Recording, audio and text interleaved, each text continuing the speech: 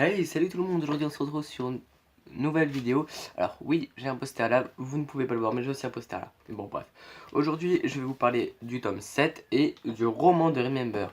Vu que le tome 7 en fait clôt le roman en fait. Le roman se finit à la fin de la première partie du tome 7, c'est-à-dire à la fin de la chasse au corps. Puisque à la fin du roman, en fait ça se finit quand... je sais plus si c'est... Je pense que c'est Takahiro. Oui, c'est Takahiro qui va voir Atsuka et ensemble ils vont se faire leur déclaration d'amour et Atsuka va se retourner pour euh, pour recommencer une partie de chasse au corps. Et en fait la deuxième partie, je ne sais pas s'il y a un deuxième roman qui est en cours de parution, mais en tout cas la seconde partie de Remember va sûrement être un arc scénaristique inventé par, en tout cas par le dessinateur ou en collaboration de Wellsard. Et le dessinateur qui est Katsutoshi Murase. Donc ce septième tome qui clôt la première partie de Remember, l'arc de la chasse au corps avec Haruka, c'est un tome riche en rebondissements. Alors tout comme dans le roman, c'est un peu bordélique au niveau des explications avec les fantômes et tout ça, des fantômes qui possèdent d'autres fantômes. Mais en tout cas, ce que j'adore, c'est la couverture. On a toujours eu des couvertures où il y avait un seul personnage visible. Là, on a Miki et sa sœur.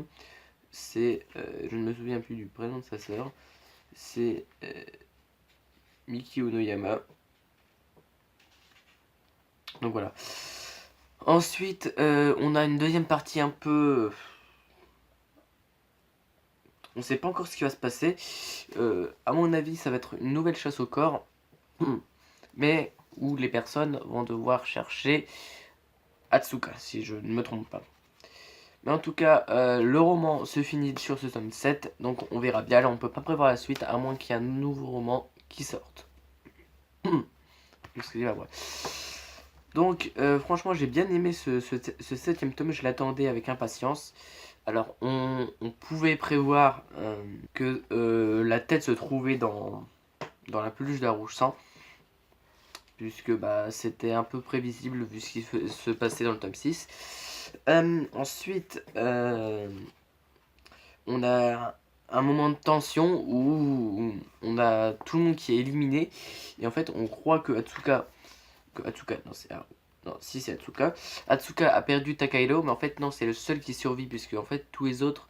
Bon, je vais pas vous spoiler, mais en tout cas il y a une histoire avec une histoire avec la déformation de mémoire et l'implantation de souvenirs. Donc voilà. Mais en tout cas, c'est un très bon manga. J'ai hâte de voir la partie 2, le deuxième arc. Alors, j'ai vu sur internet que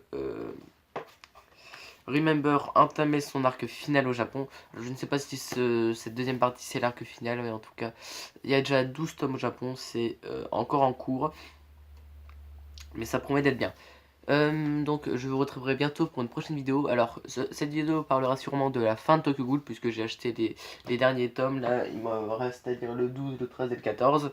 Je ferai aussi sûrement une vidéo sur Man in the Window, qui est un manga que j'ai acheté le jour de sa sortie, que j'ai lu le jour de sa sortie.